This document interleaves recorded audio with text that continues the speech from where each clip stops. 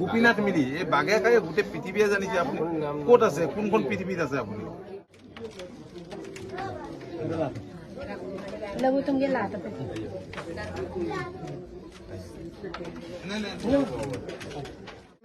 অংগতন টানি করে সে নগা ওরম চাকরি বিপ লাগি দাক হরকে 20 লাখ টাকা আকৌ বিপ লাগি দাম দাবি লা দুমাই সুপানম ডিপার্টমেন্টক টানি গগেলা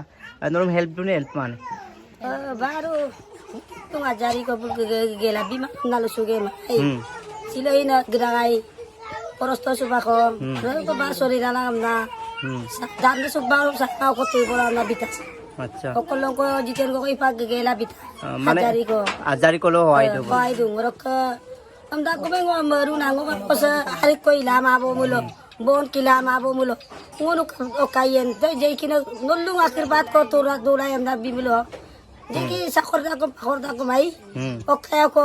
aja sejera okay bitem do na sutidara ko ate kay awre pa lagre kamang ira lagbuk lagar da na dirdan istilam legel to na ba imala piya gerem dai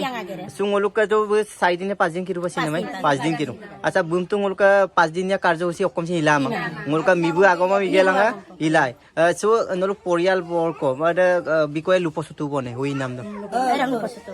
okom nal posu umbardo jeni kami to biya bonang o mibura umbardo idoko giye mibura agom dan tat gela nolo igom ipagiye bon adu ka di no uidam ipanamen para bu karigdan bimulo lupa ko idam jugar ye bona po tapo লাগতে নল কারবা নল লঙ্কা হয়তো বিশ্বাং মারিব পারে সে বই steel pipe লাগলা লতো হাতে জুরি ইলাম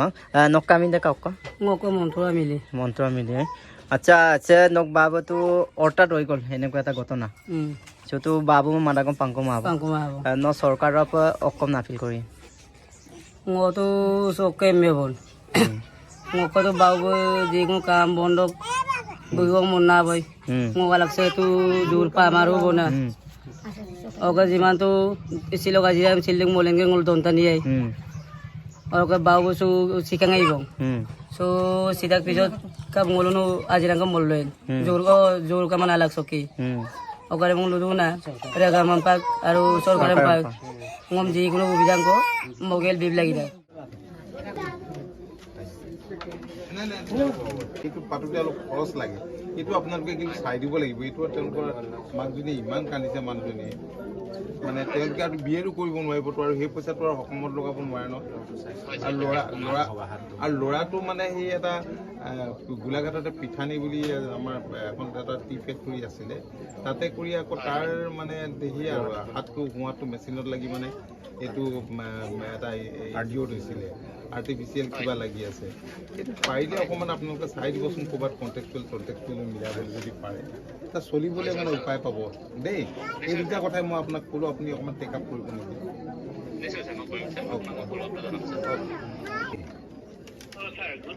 good evening মই আহিছোঁ এই বাঘে খোৱা মানুহ ঘৰলৈ এতিয়া বাঘে মানুহটো কেতিয়াবা খালে এইটো বাঘে খায় বুলি গোটেইটো জানেই এইটো পষ্টমৰ্টেম ৰিপৰ্টটো কিয় দিয়া নাই আপোনালোকে এক্স গেছিয়াটো দিব পৰা নাই তেওঁলোকে এইটো কাৰণে এইটো আজিয়ে আপুনি ব্যৱস্থা লওক দেই গোপীনাথ মিলি এই বাঘে খাই গোটেই পৃথিৱীয়ে জানিছে আপুনি ক'ত আছে কোনখন পৃথিৱীত আছে আপুনি এতিয়া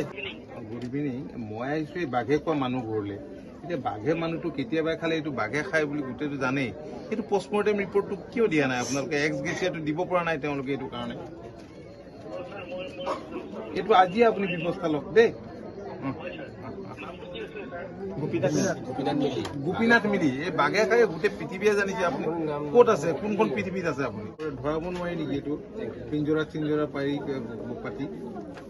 তাত চলিবলৈ মানে উপায় পাব দেই এই দুটা কথাই মই আপোনাক ক'লোঁ আপুনি অকণমান টেক আপ কৰিব নেকি ৰাখিছোঁ যদিও ভিডিঅ' আহিব পৰা নাই কাৰণ বিধানসভা আছিল তাৰপিছত কেইবাটাও কেবিনেট এনেকৈ অত্যন্ত জৰুৰী কামত ব্যস্ত থকাত আহিব পৰা নাই যদিও খবৰ খাতি ৰাখি আছোঁ আৰু যোগাযোগ ৰাখি আছিলোঁ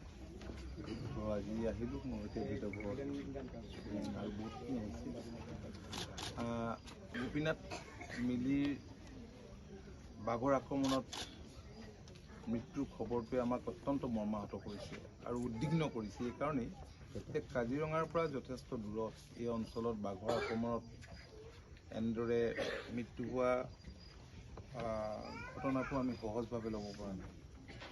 অৱশ্যে চেলেক গাঁৱৰ পৰা 5 কিলোমিটাৰ দূৰত ঘটনাটো ঘটিছে।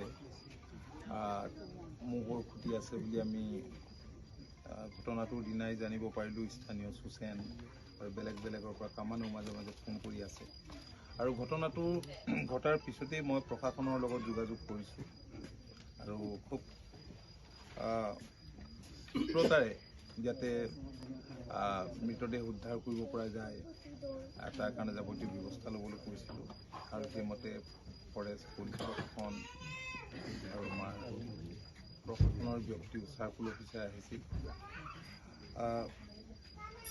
আজি গোপীনাথ মিলিৰ পৰিবাৰ বা তেখেতৰ অৱস্থাটো দেখি বা স্থানীয় ৰাইজৰ অৱস্থাটো দেখি অত্যন্ত বেজাৰ লাগিছে আৰু তেখেতক কৈছোঁ। আৰু মই ইমিডিয়েটলি যাতে এক্সগ্ৰেছিয়াটো মানে ক্ষতিপূৰণটো যাতে দিয়ে তাৰ কাৰণে ব্যৱস্থা ল'বলৈ ইতিমধ্যে মই বন বিভাগৰ ডিষ্ট্ৰিক্ট ফৰেষ্ট অফিচাৰৰ লগত অলপ আগতে কথা বতৰা হৈছোঁ। তেখেতে কৈছে যে পষ্টমৰ্টেম ৰিপৰ্টটোৰ নোপোৱাৰ কাৰণে দিয়া নাই। মই জইণ্ট ডাইৰেক্টৰৰ লগতো কথা বতৰা পাতিছোঁ। মই ভাবোঁ যে 2 এদিনতে সেয়া সম্ভৱ হৈ উঠিব। কিছুমান ফৰ্মেলিটি অবজাৰ্ভ কৰিব লাগে, তেওঁলোকে কৰি সেইখিনি কৰিব। আৰু ইয়াত মোক সকলোৱে কৈছে যে এই ঘটনাটোৰ পিছত মহকো আক্ৰমণ কৰা বুলি তেখেতসকলে গম পাইছে। মানে বাঘটো হয়তো আছে আৰু বাঘ একে ঠাইতে নাথাকে, অলপ ইফালে সিফালে ঘূৰি ফুৰে। গতিকে তাতকৈ বেলেগ ঠাইলৈ গৈও হয়তো কাৰোবাক আকৌ এনেধৰণৰ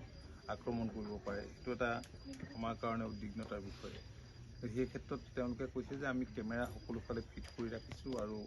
এক্সট্ৰা এডিশ্যনেল ফ'ৰ্চো ফৰেষ্টৰ দিয়া বুলি কৈছে। পুলিচকো এই ক্ষেত্ৰত এলাৰ্ট হৈ থাকিবলৈ কোৱা বুলি কৈছে। গতিকে বাঘটো যদি ধৰিব পাৰে বা ইয়াৰ পৰা খেদাই পঠাব, নহ'লে খেদাই পঠোৱাৰ ব্যৱস্থা কৰিব লাগে, সেই কথাখিনি কৈছোঁ। আৰু পৰিয়ালটো শ্ৰাদ্ধ কৰিব লাগিব, তাৰ কাৰণে আমি সহায় কৰিম।